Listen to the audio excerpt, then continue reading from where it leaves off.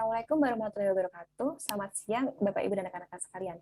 Perkenalkan, kami dari kelompok SIBO akan mempresentasikan hasil kajian bioindustri kami mengenai mie shirataki rendah kalori dari porang. Kelompok kami beranggotakan Cavia Salwa, NIM 015, saya Presiden NIM 021, Hanifah Santas NIM 033, Ali Muktiyah NIM 057, Josephine Tri NIM 063, dan Stefania Angelica NIM 087. Selanjutnya akan dijelaskan mengenai pendahuluan dan aspek yang dikaji. Yang pertama adalah latar belakang. Indonesia dikenal sebagai negara agraris dengan persentase mata pencaharian terbesar, yaitu petani sebanyak 67,49%. Namun Indonesia belum bisa memanfaatkan sumber daya tersebut dengan maksimal, yang ditandai dengan peningkatan jumlah impor gandum setiap tahunnya. Menurut data BPS, Indonesia tidak pernah absen dalam mengimpor gandum sejak tahun 2000. Gandum merupakan bahan baku mie dan Indonesia merupakan salah satu negara dengan konsumsi mie instan tertinggi di dunia. Porang dapat menjadi alternatif pengganti tepung gandum yang lebih sehat. Hal itu membuat porang cocok digunakan dalam pembuatan mie instan. Oleh karena itu dibutuhkan pengoptimalan pengolahannya. Selanjutnya, tujuan kajian yaitu mengkaji aspek bioindustri pemanfaatan umbi porang dalam pembuatan mie shirataki. Selanjutnya, kita akan membahas potensi porang dalam pembuatan mie shirataki. Porang termasuk umbi batang dengan tekstur berserat. Porang merupakan tanaman C3 yang tidak membutuhkan banyak cahaya. Porang banyak dijumpai di Pulau Jawa dengan proses produksi yang mudah karena dapat ditanam di tanah kering maupun tanah berhumus dengan suhu yang beragam. Porang dipanen 6 bulan setelah masa tanamnya dengan hasil yang menjanjikan. Orang-orang banyak mencari tanaman porang ini karena kandungan glukomanannya yang tinggi, sekitar 20-65%. Kandungan ini cocok untuk program diet, karena sifat-sifatnya seperti dia larut dalam air, menyerap air hingga 200%, viskositas yang tinggi sampai 70.000 centipoise, lalu mampu membentuk gel yang stabil. Ketika 1 gram glukomanan ditaruh ke dalam 100 ml air, itu akan langsung mengental air tersebut karena viskositas yang tinggi. Lalu kadar gula yang rendah dan kalori yang rendah juga cocok dikonsumsi oleh penderita diabetes tipe 2. Dan kalau seandainya kita baca dari tabel nutrisi ini, kita tahu bahwa air di situ 80%. Jadi seandainya kalau ada 1 kilogram 100 gramnya merupakan air, dan sisanya itu adalah seperti bahan kering, pati, manan, poliosa, serat kasar, dan gula bebas. Dan glukomanan sendiri dia sekitar 50%-an dari sisa tersebut. Dari sisanya 200 gram. Berarti kalau 50% dari 200 kg tanaman porang mengandung 100 gram glukomanan. Untuk potensi lainnya, seperti di industri pangan, kimia, dan farmasi seperti yang ada pada slide. Tapi kita fokus pada industri pangan yang merupakan produk tepung, yaitu mie shirataki.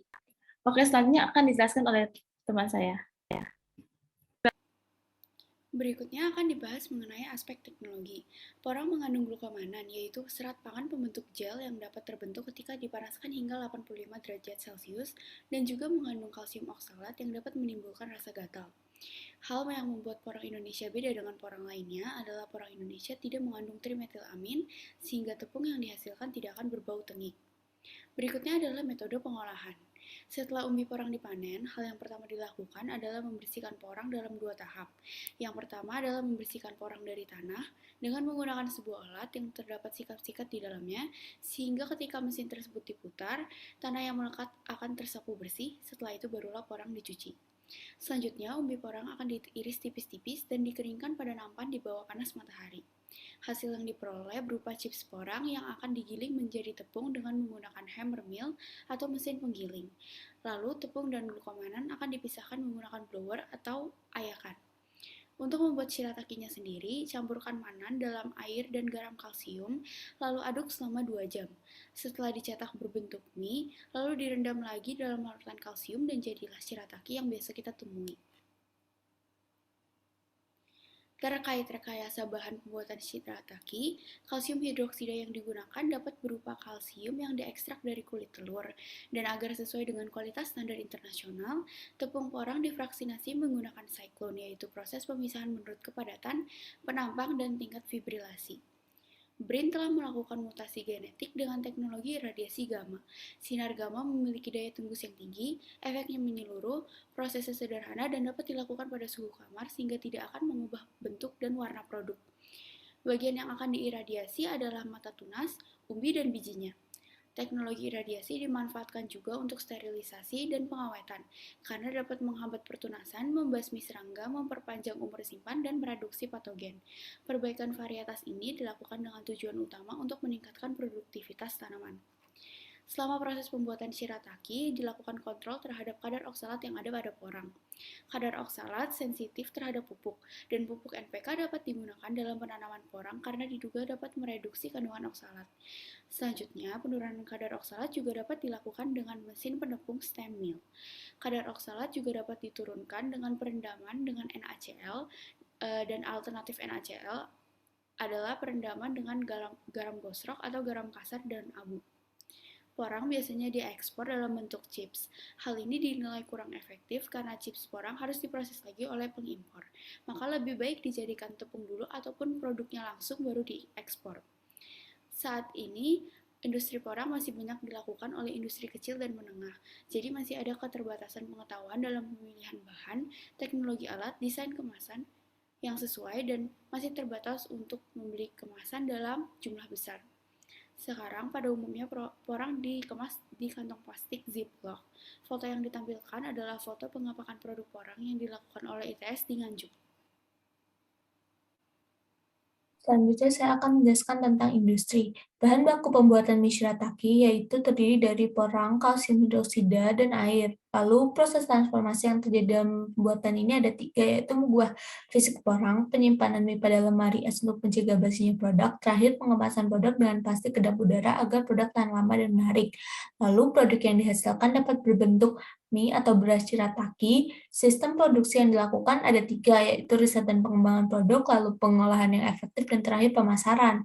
Kontrol kualitas yang dilakukan untuk menjaga kualitas mie, yaitu ada bahan baku porang tidak terkontaminasi hama atau kontaminan berbahaya lainnya, tidak memiliki tingkat pestisida, zat adiktif, atau obat hewan yang lebih tinggi daripada batas maksimum residu yang telah ditentukan. Selanjutnya, bahan setengah jadi haruslah tidak terkontaminasi zat-zat beracun, memiliki kadar air yang rendah, dan bahan jadi harus uji warna putih bening, dan uji tekstur elastis dan kenyal. Distribusi dapat dilakukan secara lokal maupun ekspor. Pada distribusi lokal, alirannya yaitu petani, pemrosesan bahan setengah jadi atau chip, pemrosesan bahan jadi yaitu mie shirataki, dan konsumen. Sedangkan ekspor memiliki aliran petani, perusahaan trading atau eksportir, pabrik di luar negeri yang sudah lulus uji prosedur karantina. Selanjutnya.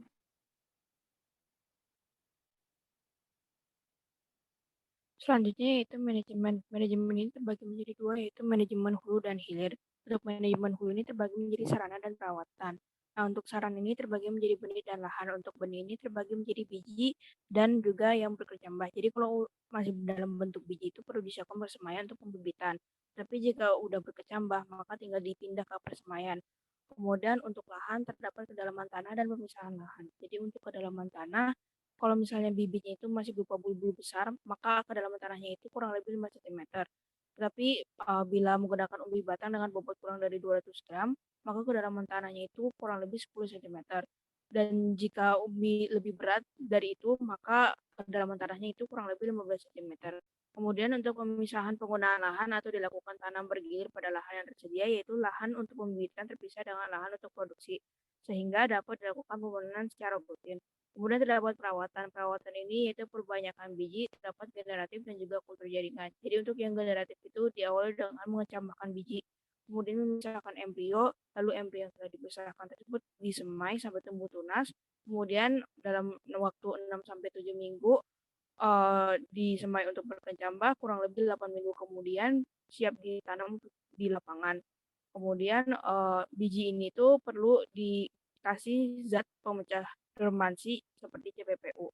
Kemudian cara kedua itu yaitu kultur jaringan. Jadi bagian vegetatif ditumbuhkan dalam kondisi aseptik sehingga dapat memperbanyak diri dan tumbuh menjadi tanaman yang lengkap. Kemudian untuk waktu kapan dipanennya itu, porang dapat dipanen setelah tanamannya rebah dan daunnya telah kering. Soalnya pada saat itu kandungan glukomanannya itu lebih tinggi. Kemudian untuk manajemen hilir yaitu terdiri dari pengolahan. Jadi karena di Indonesia itu biasanya mengekspor porang dalam bentuk chip. Jadi untuk pengujian kadar air, gula, sampel keripik porang digunakan melter Toledo HE73 Halogen Moisture Analyzer.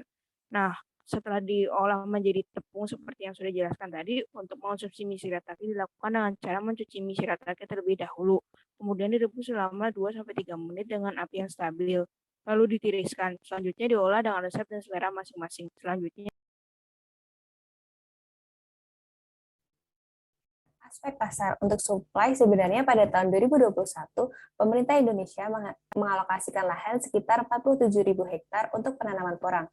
Berdasarkan luas lahan tersebut, ditargetkan hasil panen dapat mencapai 95%, yaitu sekitar 10 ton untuk tiap hektarnya. 90% akan diekspor dan 10% akan digunakan untuk memenuhi kebutuhan di dalam negeri. Untuk demand atau permintaan pasar dapat dilihat pada tabel berikut. Menurut World Instant Noodles Association atau WINA, kebutuhan mie instan di Indonesia mencapai 12.640 miliar bungkus pada tahun 2020. Jika melihat tren, terlihat dari 2016 sampai 2020 terdapat penurunan tingkat konsumsi mie instan. Hal ini dapat disebabkan karena peningkatan kesadaran masyarakat akan pentingnya olahan makanan yang lebih sehat. Selanjutnya, berikut merupakan produk mie shirataki yang sudah ada di pasaran. Inovasi yang dilakukan berupa variasi pada rasa. Untuk harganya sendiri, mulai dari Rp10.000 hingga Rp20.000. Keunikan atau branding dari produk ini yaitu mie shirataki rendah kalori dan lebih sehat daripada mie instan pada umumnya. Promosi yang dilakukan biasanya lewat media sosial karena lebih murah dan dapat menjangkau banyak konsumen dari berbagai kalangan. Untuk metode penjualan, biasanya masih menggunakan platform media online shop. Dan untuk penjualan di toko fisik seperti supermarket masih terbatas untuk saat ini. Selanjutnya adalah kebijakan. Dalam kebijakan ini terdapat beberapa hal, diantaranya yang pertama adalah peraturan. Umbi porang banyak tumbuh di lahan Jawa Timur, maka dari itu dikeluarkan Pergub Jawa Timur nomor 30 tahun 2021 mengenai larangan mengekspor benih porang ke luar negeri untuk menjaga komoditas porang asli di Indonesia. Yang diperbolehkan untuk diekspor hanyalah porang mentah dan produk turunannya. Dan Presiden Jokowi menjadikan porang sebagai quick wins ekspor produk pertanian. Akibatnya, Kementerian Pertanian menetapkan porang sebagai komoditas yang masuk dalam program GratiX. Ya, selanjutnya.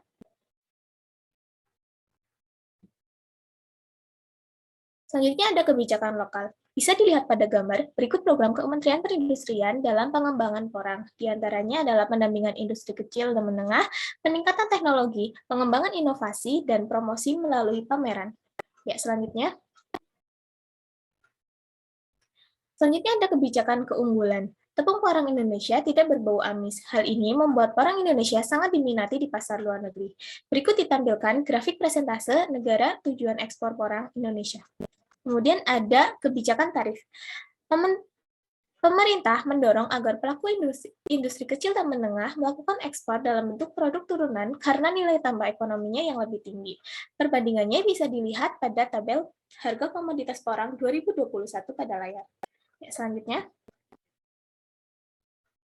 Ada aspek sosial. Aspek sosial menyangkut beberapa hal, diantaranya ada gaya hidup. Mie shirataki dikenal sebagai mie rendah kalori sebab mengandung glukomanan yang memperlambat proses pencernaan makanan di dalam tubuh. Kemudian untuk aspek keterimaan produk, mie shirataki sebelumnya diuji dahulu dengan uji hedonik. Tes ini meliputi uji tekstur, warna, dan aroma mie shirataki dibandingkan dengan karakteristik mie pada umumnya. Kemudian untuk tradisi konsumsi, konjac atau porang akan diubah menjadi tepung konyaku yang nantinya digunakan sebagai bahan dasar utama mie shirataki. Mie ini sangat cocok dihidangkan pada hotpot. Kemudian untuk kelembagaan sosial, target pengembangan porang ialah untuk menyeimbangkan supply dan demand. Untuk memenuhi demand pasar, produksi porang harus dijalankan sepanjang tahun. Produksi porang juga tidak boleh sampai oversupply dan kualitasnya harus terus dijaga. Ya, selanjutnya.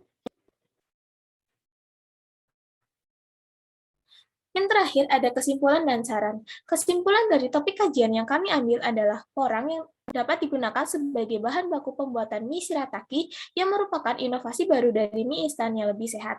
Dan mie shirataki dan produk konjac lainnya sudah tidak begitu asing lagi bagi masyarakat dan banyak ditemui di online shop dan hanya beberapa supermarket besar. Kemudian untuk sarannya sendiri, perlu dilakukan kajian lebih lanjut mengenai teknologi pengolahan porang untuk menekan harga produksi pangan berbahan baku porang agar harga jual produk jadi lebih terjangkau bagi semua kalangan. Selanjutnya. Berikut referensi yang kami gunakan. Ya, selanjutnya. Sekian presentasi dari kami, dan terima kasih.